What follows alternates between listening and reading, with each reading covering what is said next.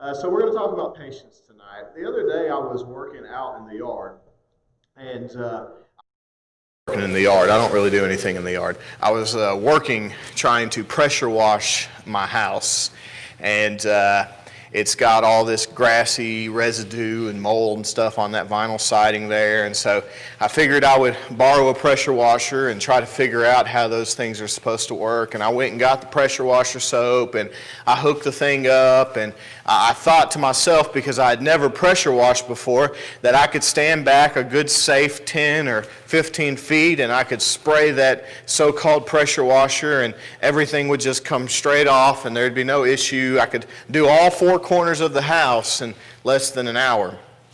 And boy, was I wrong.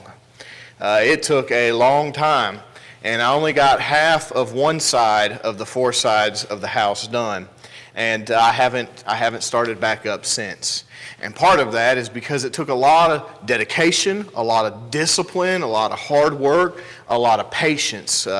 All things that I am trying to have more of in my life. I had to get up close, first of all. If you've never pressure washed before, probably many of you have done it way more than I have in my life, but I had to wash it down with the soap, and then I had to get up close, and I had to go very meticulously on all of the vinyl siding there, inch by inch, just making sure that I had every little droplet of mildew or grass off of there so that the vinyl returned to its normal color. I still think there's a couple layers there that I missed, but I did the best that I could with the knowledge that I have. It's kind of funny in the world that we live in, though, isn't it, when it comes to this idea of being patient. We don't live in a very patient culture. We're all about having things that we can microwave and have very quick. We're very impatient with our food. We're impatient with our money. We're impatient with things that we want and desire. We're impatient with the places that we go. I mean, just think about it. We have access to be anywhere in the world much quicker than we ever had before. We are people who are people of convenience. We desire convenience, even if and when convenience at many times in our life seems to cost us more. I was watching a show the other night, and this man was reacquainting himself with life outside of prison, and he didn't have a lot of money, and he didn't know how much things cost, and he went to a convenience store. You've heard of convenience stores before. Typically, we call them something like gas stations, maybe. They have convenience stores in them. And he went to a convenience store, and he gathered all these items up and comes to the counter to pay for them. And when he does, he realizes that he is far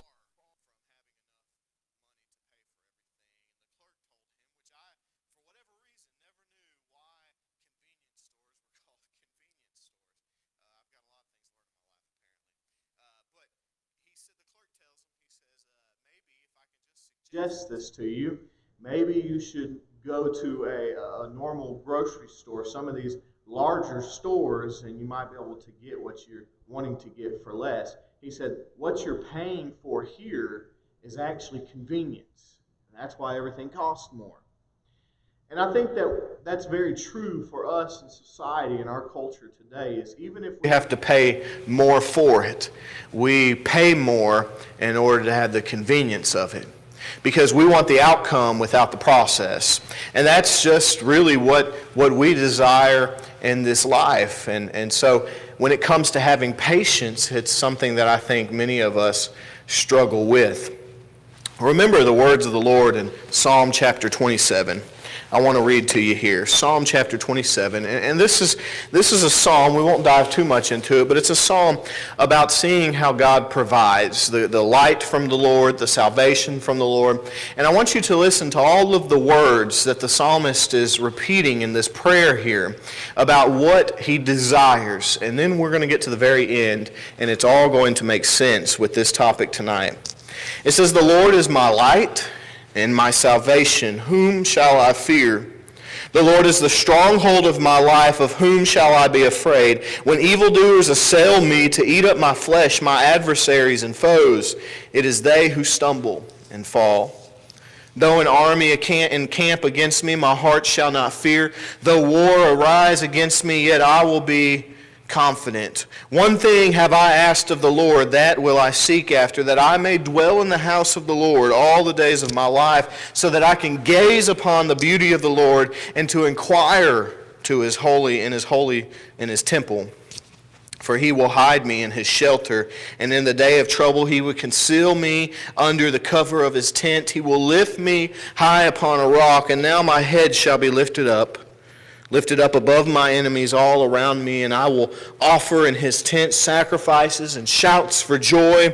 I will sing and make melody to the Lord.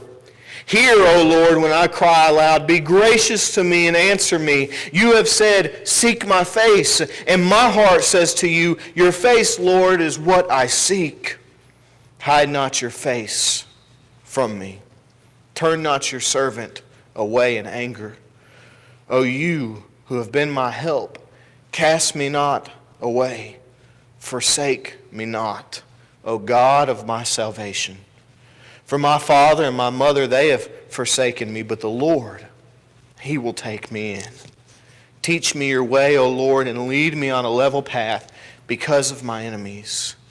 Give me not up to the will of my adversaries, for false witnesses have risen against me, and they breathe out violence. I believe, and I shall look upon the goodness of the Lord in the land of the living. These are all things the psalmist says he desires. To be in the presence of the Lord, to have the salvation from the Lord, to have the light from the Lord, to have everything that the Lord is going to provide.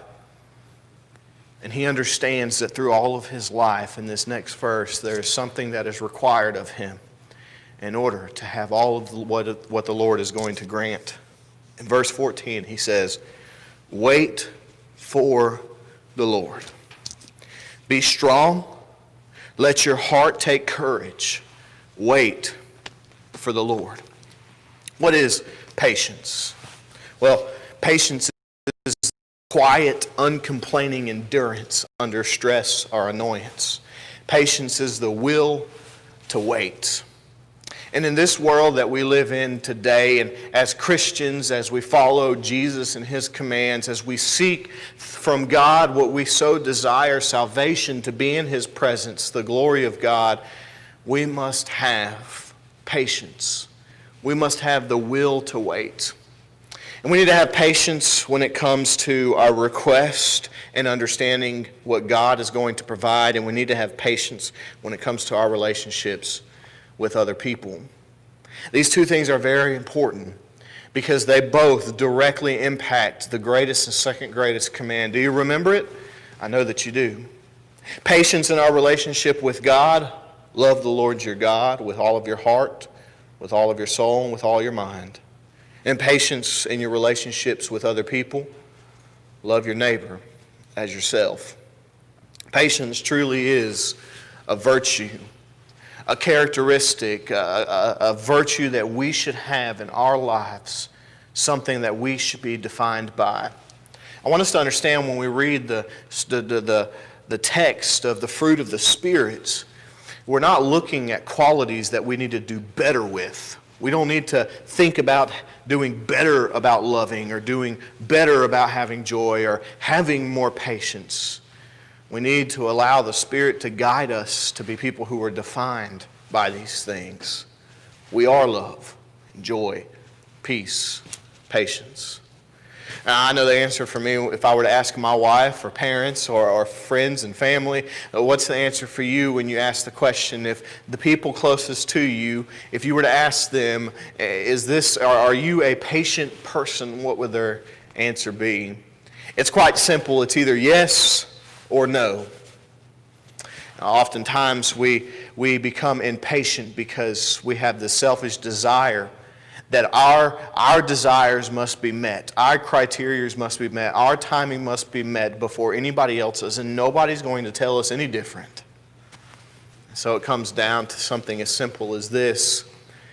There's times in our lives where we ask God to bless us in certain ways, where we do, as Paul says, and we make our request known to God in Philippians chapter 4. You remember this? Make your request made known to the Lord. But then we say, well, the Lord never answered. God never answered my request. Or maybe we're tired of waiting. We wait for 10 minutes or 10 hours. We wait for 10 days and we expect the answer to come immediately. Maybe we just need to wait a little longer, serve a little greater. And when God says no to our requests, that doesn't always mean that He doesn't love us or doesn't care about us. When God says no to our request, we shouldn't think that it's God rejecting us. We should think that it's God protecting us. Because God knows better. His ways are better.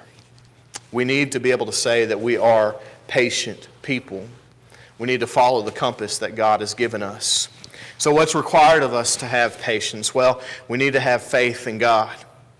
Having faith that He will direct our paths, not the paths we desire, but the paths He desires. We need to have a spirit of obedience. We may fall short at times in our lives, but our lives must speak of the obedience that we have for God. We need to have discernment of God's timing. We need to understand that His timing is better than ours. We need to love God. If we love Him, we obey Him. If we love Him, we trust Him. And if we're impatient, what does it say about our trust in God? If we say we're just going to figure it out on our own, what does it say about who we are in Him? Our conduct, our conversation, our character should speak to our patience, love, and trust in God. We need to be courageous. It takes great courage to be obedient and trusting and faithful. And we also need to determine to wait. When things don't go our way, we need to be okay understanding that things will go God's way. And it always seems like in our lives, no matter how much we try to spin it or how hard we try, if we try to do things our way, the way that we desire, if it's our way or the highway type of mentality or perspective, it seems that it never works out well. You think about Abraham and Sarah before Abraham decides to be patient. Him and Sarah decided that they were going to take it upon themselves. It was going to be their way of how they were going to accomplish the promise that God had already given him. And so he takes Hagar, and he ends up having Ishmael, and, well, we know the end of the story there. He wasn't able to be the father, and Sarah wasn't able to be the mother that they desired to be. We need to have patience and wait for God. We're going to put this next list on the screen for you here. This list is why patience is essential for godly living. And I hope these 5 essential qualities of why patience is good for godly living will help us to motivate us to be people who are patient, but it will also help us to understand what we need to do to increase our patience. Number 1, patience is essential to develop a strong faith. The only 2 dynamics or characteristics in the Bible that are related to time are faith and patience. What do I mean by that? Well, I want you to think about faith for a moment. You think about faith, and your faith only becomes stronger how? Your dedication to Christ over time, right? And think about patience as well. It only becomes stronger as we practice patience over time. We pray for a lot of things, and we're supposed to pray for a lot of things. We're supposed to make our requests made known to God. We're supposed to let God know how our hearts feel. We understand that God already knows our hearts. He already knows our wishes and desires, and He's already accomplishing His will. Whether we're allowing Him to accomplish His will through us or not, His will is being accomplished. But I want us to understand something, that I don't believe whenever it comes to us praying for faith or praying for patience that God just automatically grants it to us. It's not like we just wake up one day and say, hey, I'm just more faithful today, and hey, I'm just more patient today. But instead, these types of qualities, I think how God grants us these things, how God gives us the abilities to be more faithful, more patient, how God answers those prayers in these yes ways to patient, needing and desiring patience and faithfulness, is He gives us opportunity to grow our faith. He gives us opportunity to practice patience. You think about our faithfulness, and our faithfulness will only increase by what we put into it. And so we need to make sure we are constantly diving into the Word of God, constantly praying to Him, constantly doing what He's asked us to do. Being obedient, loving Him and loving our neighbor. Of course, our excuse a lot of times is directly impacted with this idea of being impatient. We say things like, I just don't have time to read the Bible. I just don't have time to pray. I just don't have time to go to church. I just need a little rest today. I just need a little nap. I just don't have time. But the truth is, we do have time. And we've heard it always said, you make time. But instead of making time, why don't we just use our time more wisely? All the same, many people who say they don't have time to do this are the same people who have time to get all over social media or the internet or watch television and do other things like this. And if you have time to post, then you have time to pray. If you have time to scroll through your news feed, then you have time to flip the pages of the Bible. We have time. We just need to use our time more wisely. Number 2, patience is essential to a life of obedience. If we're going to obey God, we must listen and obey. We must be willing to give up what we think is best for us and trust in what God says is best for us. It's a selfish attitude for us to say, I know what's best and I'm going to react on how I think is best and nobody's going to tell me any different and I'm not going to be stopped from this because I know what's best for me and how to react. It's interesting, for a lot of time in my life, I've asked people for advice, but what I've been really bad at doing is actually following that advice. I don't understand it quite. Maybe I asked for advice because I wanted to build a relationship, but I didn't really want to follow the advice that they give me. Or sometimes maybe I asked for advice because I wanted my reasoning and what I thought was best in my best interest to be justified by somebody else telling me that it was. I don't know. These are all these sort of analytical things to think about, but the truth is we do this a lot.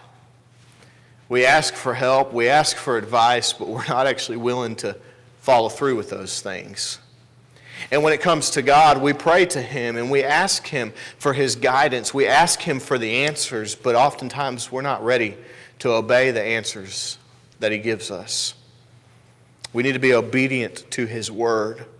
In order to be patient, we need to live a life of obedience. Number 3, patience is essential to building good relationships, whether it's friendships or marriages or a parent and child relationship, whatever the case may be. In every single relationship in our life, patience is essential.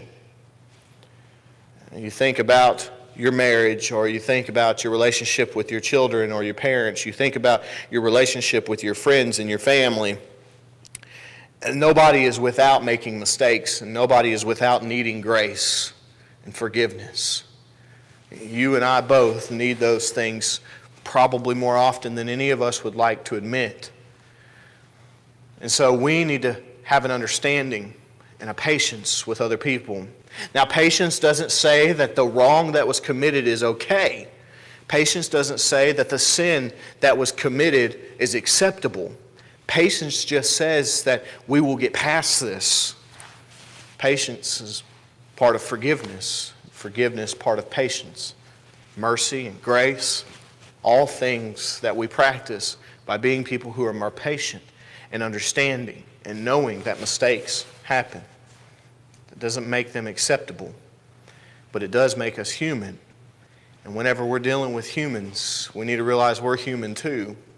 And maybe when we look to our lives and our shortcomings, it'll give us more grace when we look to the lives of others. Patience is essential for building up good relationships. Number 4, patience is essential to know God's timing. We've talked about this before. Timing is very important.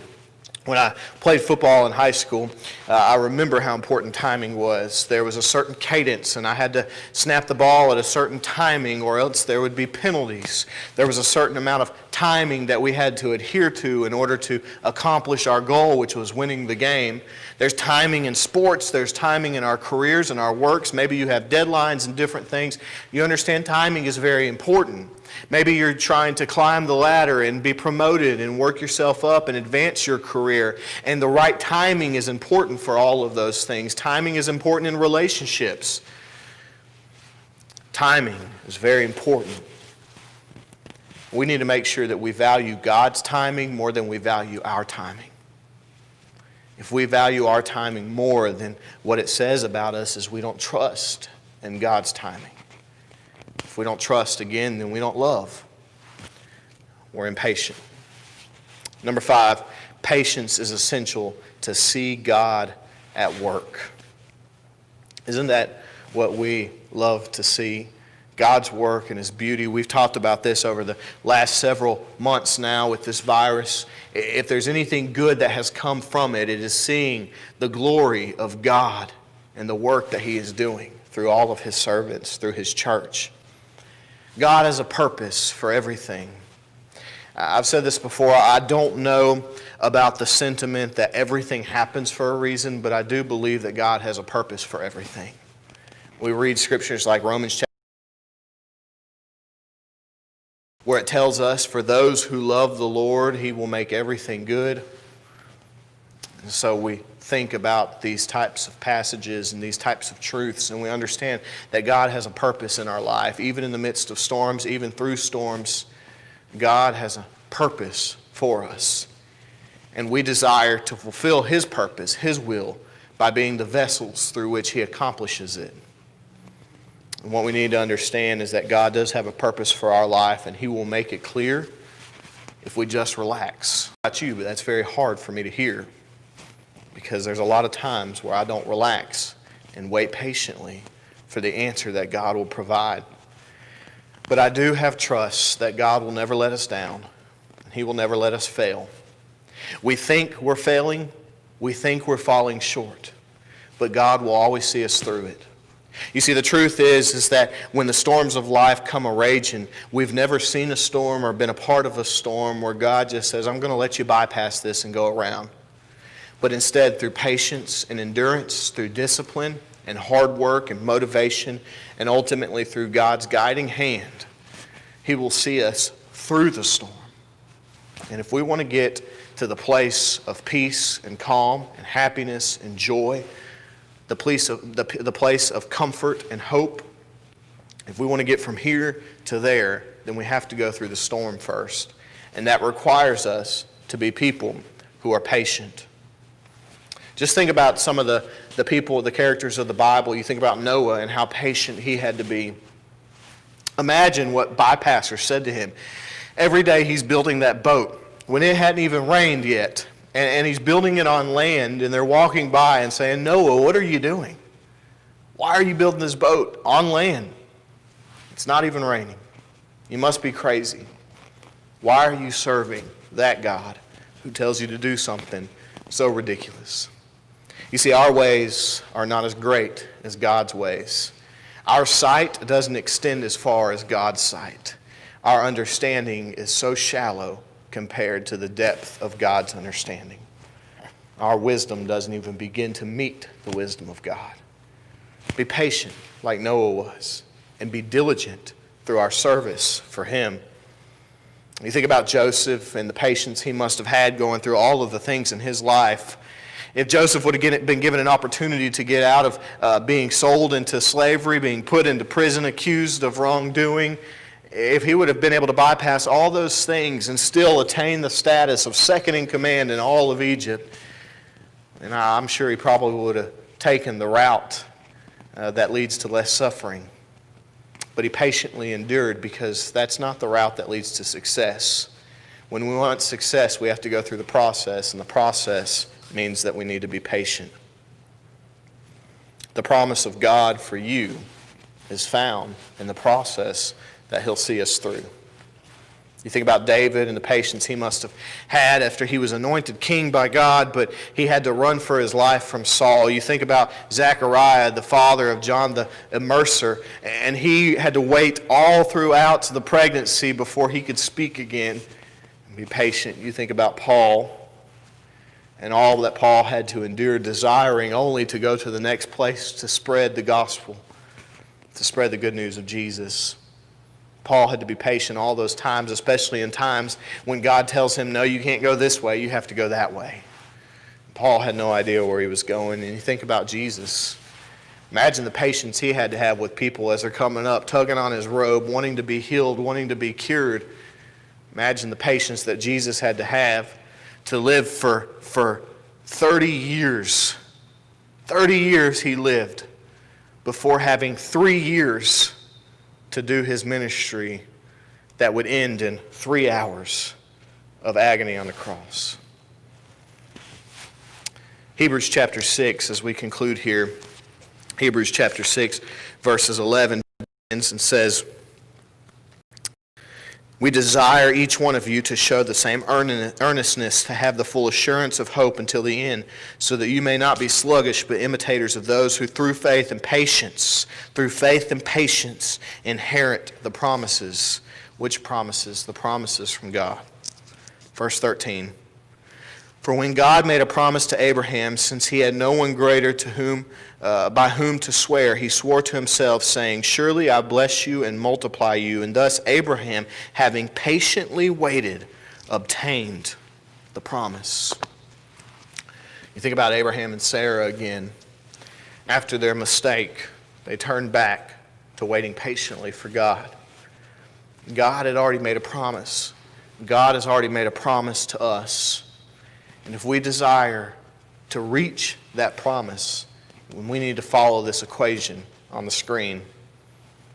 Faith plus patience equals the promise. Did you see that in Hebrews chapter 6 and verse 12? Faith plus patience equals the promise. Over the test of time, let us encourage each other to grow in our faith and to develop stronger patience.